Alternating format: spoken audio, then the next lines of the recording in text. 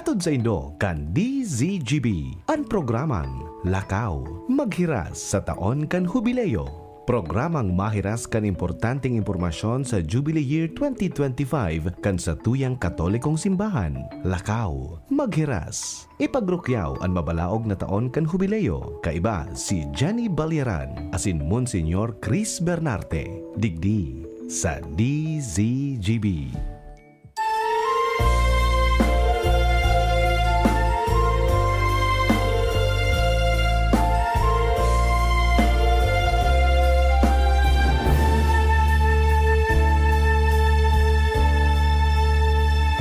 Maugmang hapon po sa gabos sa mga parantabay. Welcome po digdi sa programang Lakaw Maghiras. Taon kang Hubileo asin mapadagos na kita dahil ta alas 2:16 na. Good afternoon po, Mons Chris. Hello po sa imo. Good afternoon, Jen. Good afternoon sa gabos niya itong mga taga-subaybay kaining programa. Yes po, Gabos, gusto kong unang paabutan ti patara-taraan mga masunod. Okay, go ahead po. Ang mga Diocesan Marian Pilgrims na nagkakaigong niyan kan sa indang tiripon asin nagaantabay sa programa ta. Ang grupo ni Madam Faith Bachiller, Medi Marino, Lily Narvaez, Becky Gunay, Ines Lubiano, Agnes Monasterio, Agnes Rubibar, Judge Mila Quijano, ang mag-agum na si Darius Nami Almuela, and Dr. Joff Loficilio. So, good afternoon sa Indo Gabo. Siring man sa to yung mga chancery staff na nag-iimati. Yan.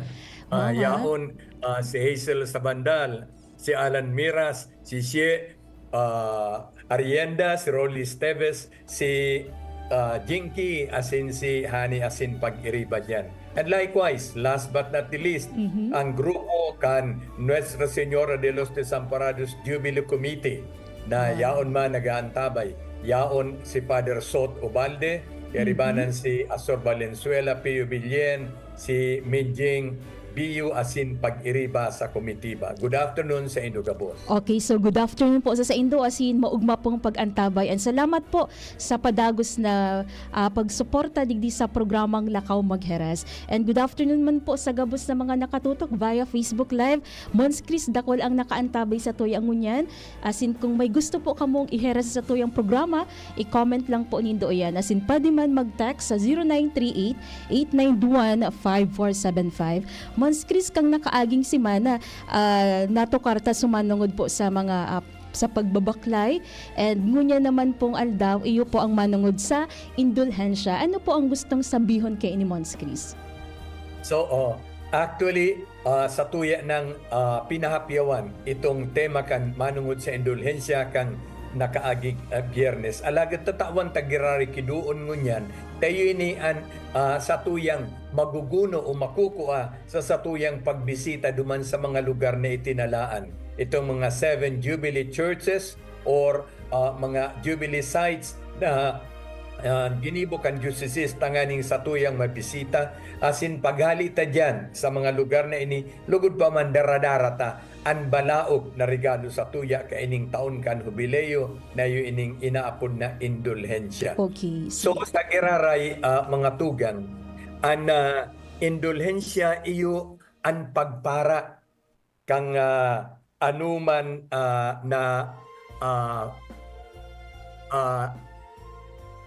anuman na darakan sa tuyang kasalan na pinatawad na sa kompisyon. So, kan nakaaging Biyernes, tinawang ko ini kay sarong analogy. Nasabi ko, garo bagayan so lugad. Okay? Kung may lugad kita sa tuya na binubulong, asin ang lugad kang kasalan, nabubulong kan sakramento kan rekonsilyasyon. Dumang kita pinapatawad. Alagad, ang lugad, siring sa nangyayari sa tuyang hawak, minsan pila na, minsan marhay na, igwa ning natatadang marka. May peklat na po, Mons Chris. Peklat na inaapod. Asin sabi ko, an indulensya siring sa garong ointment iyo anan mahali kang piklatangan ning ubos na dai na nanggad ki anuman na lamat o anuman na tada itong nangyaring kasalan na naginibot na. Kaya sa atubang kan mahal na Dios iyo nan intervensyon kan inang simbahan na ginigibo tangani na kitang mga nagkumpisal kang anuman na kasalan, mapara na nanggad ang gabos na anuman na darakang kasalan na ito, asin kita talingkas na. Siring sa hinugasan kompletamente kan sa tuyang pagkakasala. Alaga, day man iyan ang yayari, basta-basta. Day man pwedeng nagduman ako sa lugar na ini, nagduman ako simbahan na ini, kaya naganar ko ang indulhensya. May mga kondisyones iyan na hinahagad. Kayo ini ang satuya na tungkusan na satuyang magibo ining mga kondisyon na ini tanganing paghali ta pag-abuta diyan sa lugar na iyan maganar ta ining itinataong indulhensya. Ano ang linigan sa tuyang buhay na kita nakapagkumpisal, na kita daing daradarang kasalan na makakaulang sa satuya na pagganarkan indulhensyang ini. So, napatawad kita sa paagi kan sakramento kan rekonsilyasyon o kaya inaapod tang pagkumpisal. Ani kadua, yung pagpartisipar sa Eucharistia. Asin ang pagpartisipar kan Eucharistia, natural taday man kitang kaulangan. Kita nakapagkumpisal, baka kapag pakinabang kita sa komunyon. So maako kita kan hawak ni Kristo. Asin an ikatulo, iyang pagpanghaji para sa intensyon kan Santo Papa. Intensyon kan Santo Papa, mangaji kita kan credo, mangaji kitang ama nyamo, mangaji kitang Ave Maria, magaji kitang pag-umawon. Iyan man sana. Asin pagkatapos kaan, magaganar ta ining indulhensya. Ang indulhensya duwang klase. Pwedeng partial or plenary. Ang partial kabtang sana, parte sana, a portion of the indulgence. Alagad, ang itinataungon yan sa rong indulhensya plenarya. Na pagdiyanta sa mga lugar na ini, na ginibuta itong mga hinahagad na kondisyon, iyo ini ang daradara paghali ta sa lugar na iyan. Kaya magayunon ang regalo sa tuya kan sa tong kagurangnan sa pagdalaw kan mga banal na lugar na ini. Sarong pasabot na dahil taman ini pwedeng ngaya gulpihon na maduman nga ako balik-balikan ta sa magdumang kang aga, magdumang kang udto, magdumang kang hapon. Tangani makagul ka akong indulhensya. Ang indulhensya nagaganar sa na once a day. Kaya dahil taman ini madadagdagan. Asin ang ikaduang punto na ang indulhensya bako sanang para sa tuya. Pwede tayong irigalo, pwede tayong iatang, pwede tayong idulot sa si Isayman na kalag na buot niya itong dulutan kaayan. Kaya dakuli ning tabang sa kalag sa purgatorio. Kaya pwede kang magduman sa lugar na ini, maabot mo ni indulhensya para sa imo, masunod naman para sa kalag na ini, masunod naman para sa konsisan. Iyo yan, andain maladado na pagkamuot asin pagkaherak ning mahal na Diyos. Dahil ta malilimitihan iyan. Dahil tayo ini ang kamauotan ni Kristong kagurangna na darhon sa tuya ang kaligtasan sa intervensyon kan hinimo niya minukna niyang simbahan. Asin ang ministeryong ini ginigibo kan simbahan tangani matabangang kita gabos. Iyan ang kagayonan kan indulhensya. Okay, Mons Chris, sa perpektong pagsunod gayan sa mga kahagadan na iyan, nautob na po ba susukol kang pagiging epektibo ka ini po? Sukol ka iyan dahil iba kundi hararom ang dahil nalaladop na pagkamot ng mahal na Diyos. Na bako ta kita dahil maniligo, bako ta kita mga parakasala. Kundi iyaon, nagsunod kita kanina hagad, minsan sa tao kan sa tuyang kaluyahan, kita tatawan kang balaog na ini dahil kita nagmawot na maaprobit saranta ining oportunidad na tinatao ning mahal na Diyos. Kaya ano man na pagkukulang ta, mauutog ta an kabaot ang ta itatao yan sa tuya. Dahil ta ang pagkamot ning mahal na Diyos, dahil nagkukulang asin dahil nyatok malaladok ang raro. So, yun pala ang indulhensya. Malinaw, pwedeng para sa tuwing sadiri, pwede taman po irigalo sa satuyang kapwa. Okay. Sige. Mons, kasabay ka yan, kasunod po baga kang, so, parang yung core teams kang celebration kining Jubileo, yaon po baga sabi mo ka mga nakaaging episode, ayo po so pagpapatawad, paglaom and reconciliation. Ano po so mga challenge kaya sa satuya ngunyan na Jubileo o mga agyat sa taon na ini? Ang mabalaog na taon kan Jubileo na patugmad sa tunay na katalingkasan na maabot sa sarong matuninong na komunyon sa tuya gabos o ang pagbugkos kan mga pamilya, ang pagsulit kan mga nagkararaot sa buhay ta sa lakaw kang panahon, asin ang pagbulong kang anuman na lugad ning pagkabaranga dara kang kasalan. Kaya ang mga agyat ka ini tanganing mangyari itong sinabi ko. Enot na sa tuyang trabahuan ang katalingkasan pasiring sa kapahingaluan kan daga tanganing makabalik ang dating kamugtakan. Anong gustong sabihin kay ni mga tugang? Ang kaugalian kan mga Hudeo kang panahon, asin yaon iyan sa daan na tipan, asin astang unyang ginigibuninda. Sa lambang taon kan Jubileo, pinapahingaluan ang daga. Ano kaini ang rason? Enot, tangani na mainaan ang satuyang mga material na ambisyon, mainaan ang satuyang pagkaganid sa anuman na material. Na ang daga data pwedeng abusuhon na iyan may itatao sa tuya alagad sagkod sana sa natura ka iyan data dapat na pahinggustuhan. Kaya ngunyan sa taon kan Jubileo saro kan mga ginigibon nidang banal na kaugalian iyo ang pahingaluan ang daga. Tangani bumalik ini sa dati niyang naturalesa. So, marire-energize and marire-fertilize, papayamang giraray. Asin, pagkatapos kang pagpahingalo, ikan maging very productive again ang dagang ini. Iyan ang katalingkasan na hinahagad. Bako sa na katalingkasan tang personal, alagad katalingkasan mang kanggabos na linalang. Ayun, na sa tuyang mapahingaluan. So sabi ko, ano ang benepisyo? Two ways. Bako sa nang pasiring sa daga kundi pasiring man sa to. Pasiring sa daga na re-fertilize, na re-energize, na refurbish kung anuman ang mga nagkukulang duman. Alagad kita man na papagirumdum kita na daita masyadong abusuhon ang anuman ng mga material na oportunidad. Sabi nga ni baga ni Jesus sa tuya, kan manungod sa sugot, na ang tao dahil nabubuhay sa tinapay sana. So, dahil man nga hulugan na yaong kita sobra sa material na bagay na yaon ang kabilugang kambuhay, yaon ang kaugmahan. Okay, so, garo.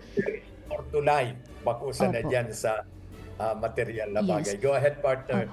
Mons Chris, garo dakulaw nining challenge sa satuya sa gabos kasi sa baga sa mayor na problema kan satuyang kapalibutan so halos na abuso tanan kang mga nakaaging po baga bulan inagyan kita kang bagyo and baha na mahiwasang pagbaha and siguro kung tatawan siguro ning doon ang arog kini Mons Chris na makabalik sa dating kamugtakan asin mapahingaluan ang satuyang kapalibutan siguro po baka mabawasan man po so negatibong epekto sa satuya, di ba? Very clear. Iyo yan ang katuyang kang ang magayong kainita talagang iyo ng kadunungan kang mahal na Diyos na napaghurup-hurupan kan mga tao kang panahon. O yan sa satuyang modernong pagkabuhay kulpiyon kitang mga modern technologies, yulugod ang pagro kang kalidad kan sa tuyang kapalibutan, kang kalidad kan sa tuyang daga. So mga dating very productive tang mga daga kang panahon, ngunyan minsan nung ka-fertilize ta, maluya ang production. Maluya na, opo. Kaya daita man ano ho yung kan, daita man pwedeng lampasan ang nature. Okay, nature has its own way. Yes. Na daita pwedeng iyan na ano na lampasan. Dahil kita pwedeng magtaram na mas madunong kita kikan naturalesa. Okay, so dapat kita ma-adjust dyan bako na sa tuyang paglabanan o kaya sa tuyang rauton dahil ta balos ka ini daita masasagana. Yaw bagayan sa pinapangagitang Oratio Imperata, ang padusang balik, ang balos kang nature na sa tuyang inabuso daita masasagan. Asin kita gabo saksi ka ini, itong mga manlain-lain na kalamidad na uminagi sa satuya. So Typhoon Riming is a very strong reminder para sa tuya manungod kan bagay na ini. So iyan saro pa sa nayan kan mga agyat. Sabi mo nga ni partner, dakulang agyat ini. Yes. Dakulang, dipisil, alagad tatawan tining kasimbagan dahil ini bako man para sa kiisay na karahayan kundi para sa satuya man sa nang karahayan.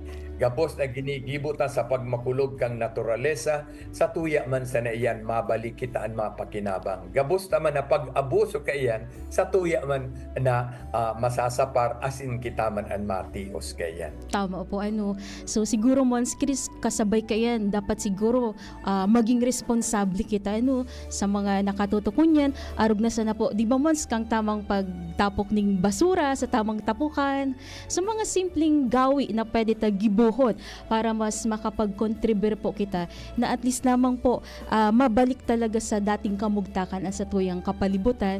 And ito nga ni po sabi ni Mons na kung ano ang ginibota, iyo man po ang balik sa satuya. Di ba Mons, kapag ginibot ang karahayan sa palibot, syempre di man kita siguro ma-expect na sa masunod na baka pag bagyo magkaigo naman ng baha. So siguro dai naman po Mons, di ba? Mga simpleng bagay, sabi mo nga ni partner, kaipuan tayo ni, parte ini kan sa tuyang spirituality, parte ini kan sa tuyang kabanalan. Kung minsan ang iniisip taan ang pagsabot sa kabanalan, garong siblag na sa normal na buhay kan tao. Pero wag ang kabanalan is to be weird, na to be abnormal. Garo bagang araw kayan ang paguna banal-banalod gayang iba ang iba so nahiling tang dalagan kang kang buhay. Ang kabanalan iyo ang paggibo kan sa tuyang katungdan sa arual daw na pagkabuhay. So ang sabi ng tangani sa sa English cleanliness is next to godliness. Okay. Yes. So ang dayaday na paglinig, kung malinig ang sa tuyang kapalibutan, dayaday itang ginigibo yan na day kita nakakaulang o kaya nakakadulot ng anuman na maraot na bagay sa tuyang kataid. Saro iyan na kapahayagan kang kabanalan. Kaya halimbawa igwa kita ning taraid waga kita lalong sa Pilipinas sa sadit ang daga taraid doon ang mga harong ta Opo. Gusto tamang kuta na mag-urig diyan sa sa likodan ta. Tama ray-rahay man kun may atama na urig. Dagdag kabuhayan. Kung amparong kan sa tuyang urig nakaka apekto sa kataid, dai kita dai ta paghilngon na akto yaning kabanalan dahil it's a sin against charity. Na ikatinitius mo sa diri mong bata panuso kataid ta na nadidipisilan magtios kan tabako niya man itong sadiri.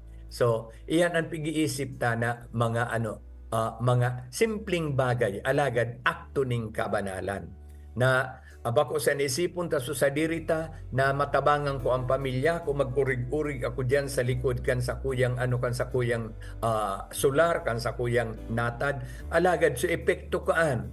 So foul smell, so foul odor na nakabalyo diyan sa kataid, saro tabi iyan na pag-abuso sa naturalesa, pag-abuso sa satuyang kapwa. Kaya iyan ang mga katalingkasan na pinapasabot kaining pagtalingkas kan satuyang daga. Pagpahingalo niyato sa anuman na pag-aprobit sarta kaiyan, tanganing ibalik kaiyan sa tuya ang gabos na bunga, ang gabos na produkto o gabos na benepisyo. Okay, sige po. Amon, si Chris, dakulong pa kitang ididiskutir manungod po digdi sa mga agyat kang hubileo. Alagad, mahanap buhay po muna kita. Ang sa indo po mga reaksyon asin sa mga nakatutok babasahon mi po yan. Oras, alas 2:35.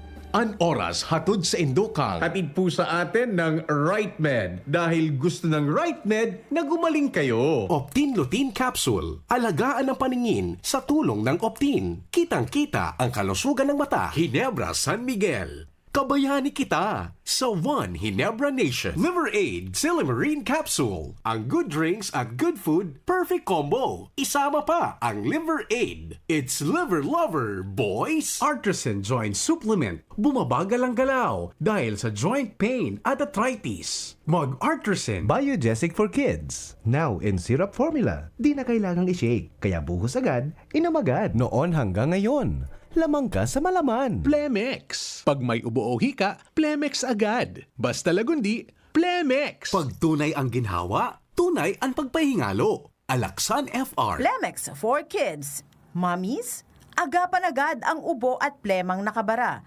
Pambatang lagundi. Plemex! Red Horse Extra Strong. The #1 extra strong beer in the world. Come to the Metro and you will find everything you need. So keep this in mind. Something smarty. Something smart. Something homey. That's just the start. Whatever you beat is whatever you style. It's here at the Metro. It'll be worth your while. There's something for you. Something for you. Something for you at the Metro. There's something for you at the Metro. Pag may lagnat si bunso at mapait ang gamot, pahirapan sa pag-inom. Pero pag Kidilets, madaling inumin para gumaling. United Home Kidilets. Chewable paracetamol in candy flavors. Unilab yan. Paracetamol is the generic name of Kidilets. If symptoms persist, consult your doctor. May bagong energy na! Bagong-bago, pinakamarhay na Enervon, Enervon Z+. Pinabusog with zinc, vitamin C, vitamins B1, 2, 3, 5, 6, and 12, as in vitamin E. Bagong-bago, pinakamarhay na Enervon. Enervon Z+. Unilab yan. Multivitamins plus zinc is the generic name of Enervon Z+. If symptoms persist, consult your doctor. Birit na sana kaso parang may gumagasgas. Ganyan ang ubong may plemang mahirap ilabas. Mag-Plemex Forte Syrup. Gawa sa natural na lagundi. Tinutunaw ang plema. Pinipigil ang ubo. Ramdam ang hagod ng ginhawa. Sing your heart out. Basta na kundi, Plemex. Mabibili ang Plemex Forte Syrup 60 ml at 120 ml sa mga pangunahing butika nationwide. Vitex Nagundo L is a generic name of Plemex Forte. If symptoms persist, consult your doctor. Ano tamis kidi kalidad magian sa bulsa ang bulong kan RightMed? Gusto kaya kan RightMed na marahay ka mo? Nganin makahiro, makatrabaho ka mo. Gusto kan RightMed na marahay ka mo? Magugma, makiayo na nusto sa buhay, para sa pamilya, para sa bayan. Ano tahanan ka ang kalidad, pero magian sa bulsa ang RightMed?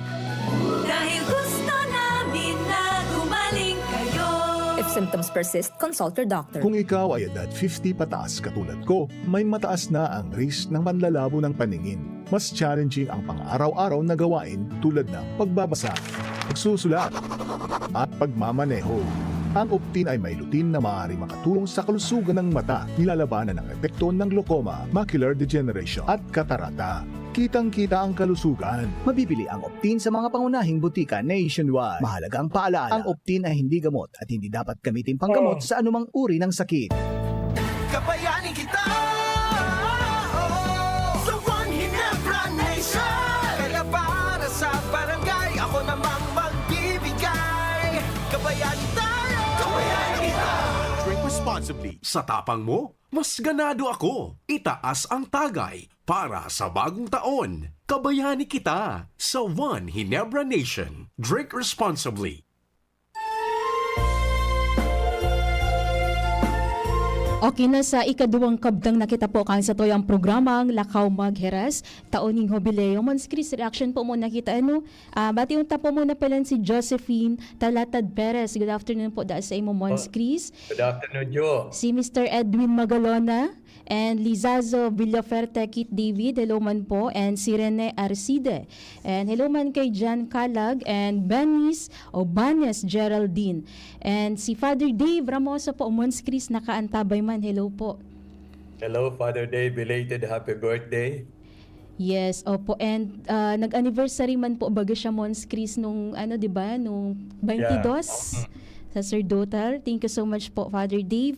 And sabi digdikang texter ta, tumpak dapat palan pinakusog ko sa radyo ko, Ma'am Jen, ta ang kataning midigdi bako maray ang parong kang tangkalan so kulungan gayon mo ano.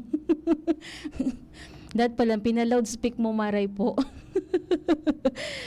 Very nice topic, Mons Chris. We're glad to see you on screen and God bless with good health da po, Mons. Okay? Thank you. Hello, Ma'am Jan. Sana mabasa mo po ini. Naging katikista ako for 5 years. Di na ako nakaagom. Minsan, pigbabasol ko, dai ako nakaagom sa pagsirbinaw. Solo ako sa buhay. Mons Chris.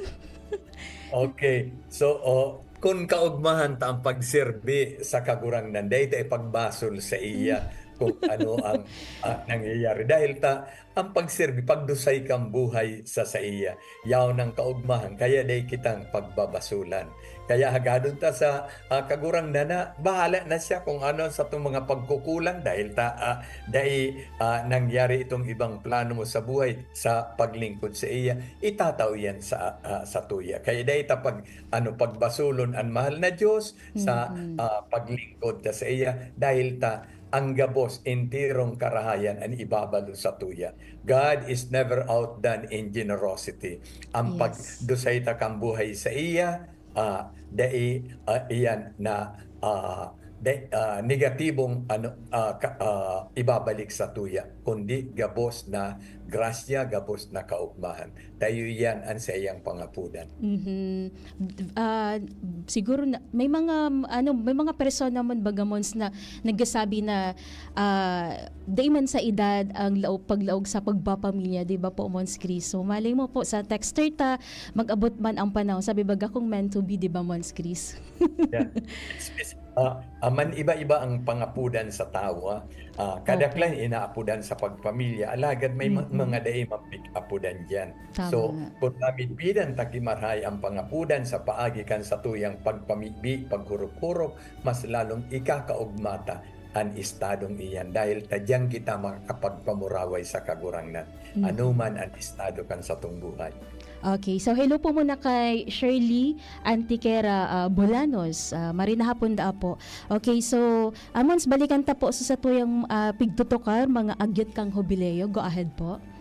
Okay, so nagkapiraan mga agyat na ini, kaya kami ni partner pag diiton ta ini magayuno na tutukan taan lambang saro sa pag maabot na pagpadagos ka ini sa tuya pa iyan na dalan sa mga kadagdagan. Ang masunod na agyat iyo an pagsabuhay ta kan espiritu kan istorya kan Exodo na ang sa tuyang pagsilibrar kan Jubileo, siring kang pagsilibrar kan o pagirumdom kan mga Hudiyo kang istorya kan Exodus sa indang buhay. So, ano ining Exodus story ini? Ano ining istorya kan Exodus? Kan ang mga Israelitas hinawas kan mahal na Diyos sa indang kauripnan duman sa Ehipto. Subuot sabihon, hinali sinda sa kauripnan, dinara sinda sa daga ning katalingkasan. Hinali sinda sa buhay ning kadikluman, dinara sinda sa kaliwanagan.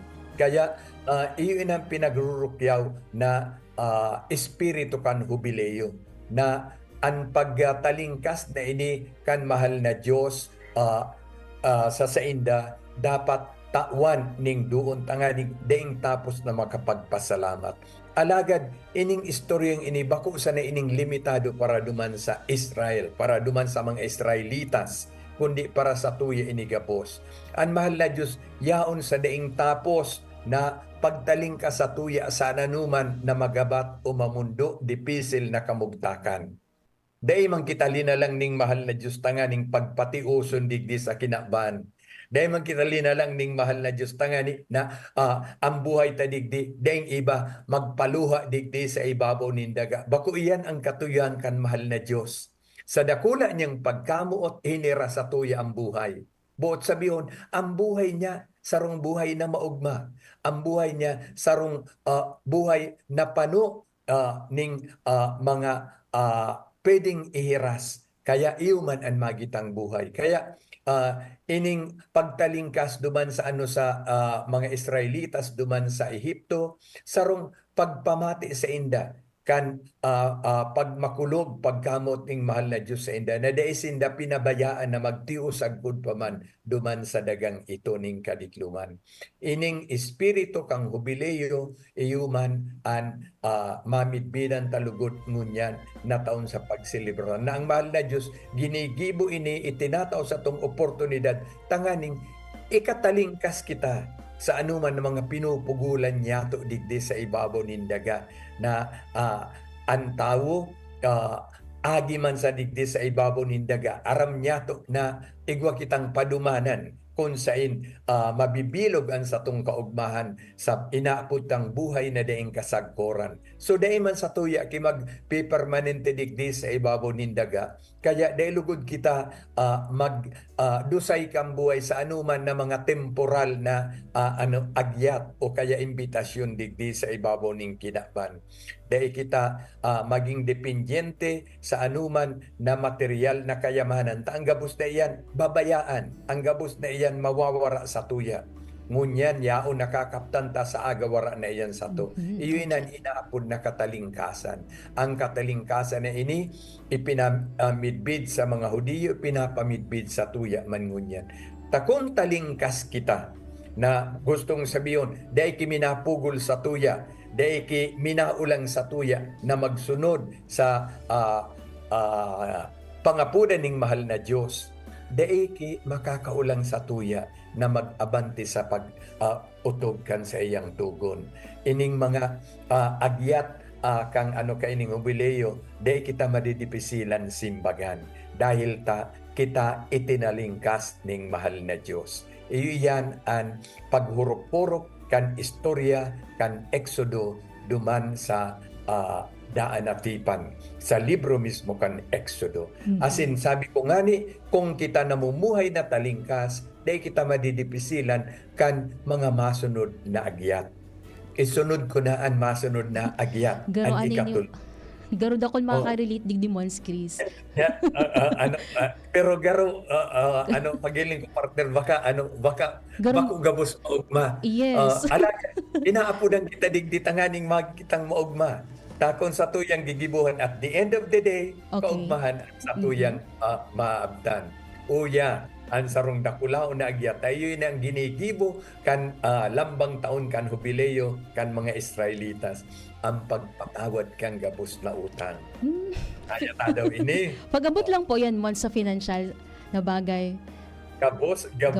So, okay. Daidig dining kondisyon, daidig anong qualification, gabos. So, ini ang sarong agyat sa inda, na agyat man sa tuyang panahon. Kung kita materyoso, imposible ini. Alagad, kung sa tuyang balikan ang Ebanghelyo, ano ang katukdaan sa tuya ni Jesus sa Ebanghelyo? Dai magpatubo sa utang.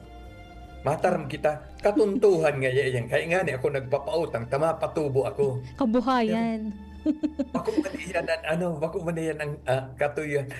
Nagpautang ka gusto ka magtabang. Ayun, okay. Kaya dai ka mapatubo.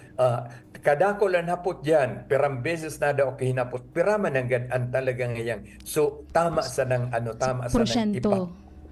porsyento sa utang. Ang Ebanghelyo minasabi sa tuya na dai magpaporsyento. Iyo iyan ang sukol. Kundi ano daw, handa kitang akuon ini. Kung maako ta ining katukdoan ini kan Ebanghelyo na dai kita magpatubo sa utang, ining agyat ka ining hubileyo bakong magabat para sa tuya na magpatawad kan mga nagutang sa to. Mons kasalan mo ba kung maiko-konsiderar ang pagtaoning porsyento? Magayon ang hapot mong ang partner ha. Sakramento kang pagkumpisal bako ining forum kay mga paghukom, okay? Okay. So ang judgmental pero dahil ta ini lapas sa katukdoan ni Jesus nakagurangnan di kasalan iyan. Ayun. So bako na nagtataram ako personally na para sa kuya kasalan iyan. Dai ang sa tuyang binabasihan iyo ang tataramo ning mahal na Dios. Ang Ebanghelyo daing kondisyon na itinao. So categorically ang Ebanghelyo nagtaram na di magpatubo sa utang. Iyan ang tataramo ni Jesus.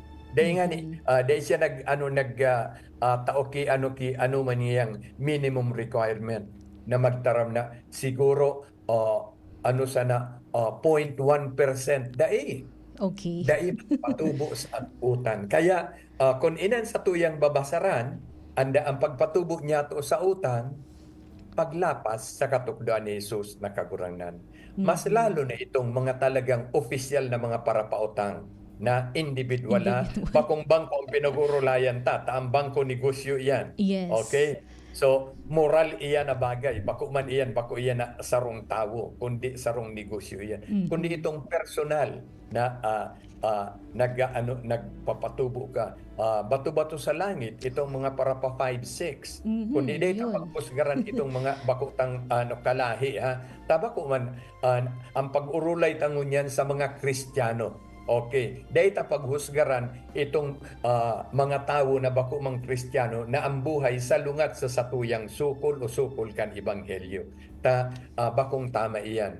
Dahil pwedeng impuneran kang satuyang Christian standard, kang satuyang Christian morality, itong bako man ng mga Kristiyano. Okay? So, sa satuya sa ng mga Kristiyano na nagtutubod sa tong kagurangnan na si Jesucristo, siya nagsabi na di magpatubo sa utang. Kaya kung magpatubo kita diyan, kita mismo ang mataog ning sentensya sa tuyang buhay na kita ay nagsunod sa tataramo ning mahal na Dios. Call it as it, nasa satuya iyan. Aramta na kita naglapas kang katugunan ni Jesus na kagurangnan. Ayun. Mons, may basahon ko lang kung may reaction po digdaan manungod po dyan. Mons Chris, garo po ba ko napapanahon ang pagpatawad sa gabos na utang, lalo na supromisang baratong bagas kang gobyerno da iman nangyari siguro da po Mons, case by case. Bako yan na ito promesa ito. Promesa ito dapat gibuhon iyan. Kaya bako yan na utang. Okay. Kung ikasusadiri mo, hali sa bulsa mo, na pigpatubuan mo, iyan ang pigsasabi. Ito promesa iyan, katungdanaan kang leader kang nasyon.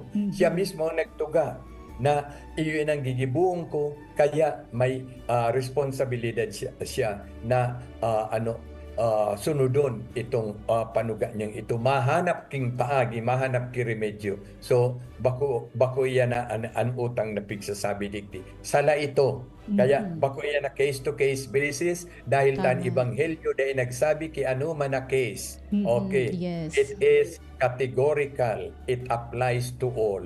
Dahil kita mapatubo sa man na utang. So bako tabi ining dahil pagsunod sa panuga na pabaraton at pagas. Utik iyan. Pag-utik. Nanuga, da ipigibo. Pag-utik iyan. Sabi po ba ni Mons kanina, individual, di ba? So parang, digdi po Mons Chris, pwede ba digdi masimbagan so economic inequalities kang kada individual pag araw kaini na nagpautang and then dain ng tubo?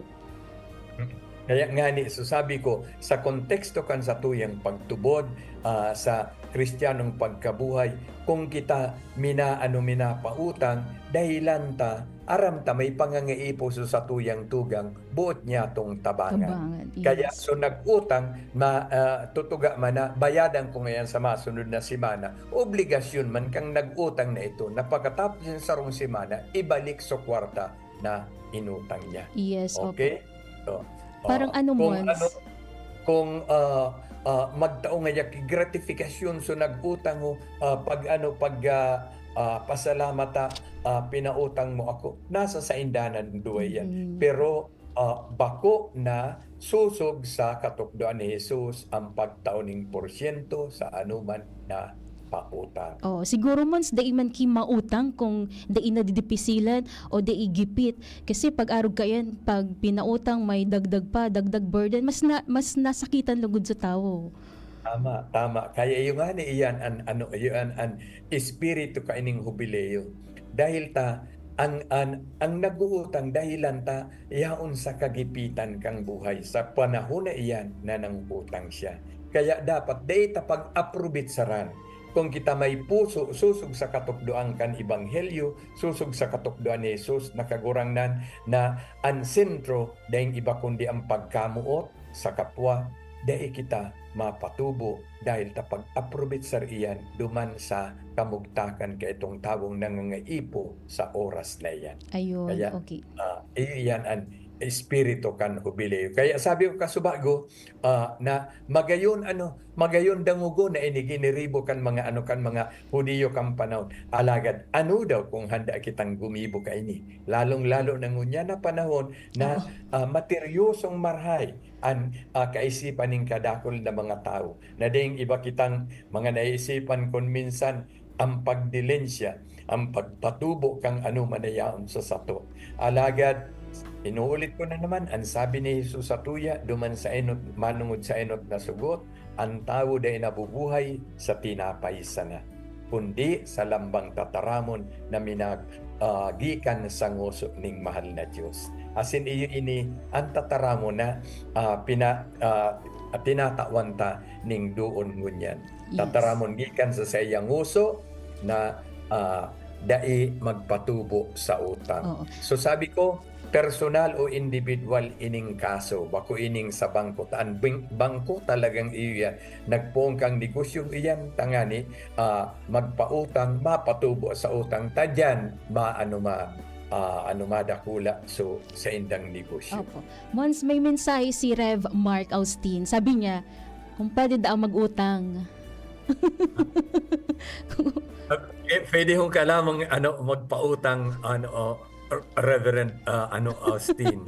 So, Day mautang da po siya sa imo, Mons. Pwede. Deng tubo. Partner, pwede da, sabi ni Mons ha. Okay. 20 pesos. Para po, 20 pesos. Ulo kon si Rev Mark. Pag ang masunod, related ini dyan, sa day pagpautang durante kan jubileo kaugalian kan mga Hudiyo ang pag-uli kan mga isinanglang daga sa inda na dai ning mga ekstrang obligasyon. So nagsasangla ning daga o mga pagsadiran sa rong tao. Again, dahil sa pangangaipo. Kung day ka man dakulang pangangaipo, day mo isugalan sa imong pagsadiri, day mo isasangla. Precious iyan sa lambang saro. Kundi nauobligar kita na magsangla ka iyan dahilan kan katikapuhan. Kaya pag-abot kan jubileo, ipinapamidbid kan mahal na Diyos na ang gabos na ining bagay sa diri niya. Dahil kita ning pagsadiri digdi sa ibabaw ning daga, ang gabos sinublian ta, including our very own life. We live on a borrowed life. Gabos sinublian ta ini. Kaya pag-abot kang jubileo, saro kan magayunon na kinaugalian na binabalik-balikan ninda. Iyo ang pag-uli kang anuman ng mga isinangla sa tuya. na dai ning mga extra condition dahil tanangyari ini sa katikapuhan ka itong tawo na nagsangla ning bagay ning daga sa satuya. Ngunyan saro na naman ining bagay na ihapot. Ano daw kung handa kita ka ining gumibo? Posibleng ba kung literal ang hinahagad sa tuya, kundi not to be adding mga extra obligations duman sa may mga pagkautang sa tuya. Takita mataram, iba man sa pagkabuhay ka ito, iba sa konteksto kang buhay ka itong panahon sa buhay niya to ngunyan. Kundi, paano niya to ini-apply sa presente niya tong konteksto? Na di kita magdagdag ng mga extra burden, extra obligation duman sa mga tao nagkautang na nga ni sa tuya. Nasabi ko, dahil man iyan mautang kung daing magabat na pangangaipo. Tama. Paano na daw matabangan sinda? Nalugod pa man ang pagpautang tabakong pag-aprobisar kan sa indang mamundong kamugtakan, kundi na paghinguha na magsimbag sa agyat kan sa tong kagurangnan. Agyat kay ning jubileo na magingkabtang kambuhay nin sarong tugang, lalong-lalo na itong mga nasa laylayan. Yes, Iyan, opo. So, mga talagang mayor na. Nangangaipo na naman kita sa oras.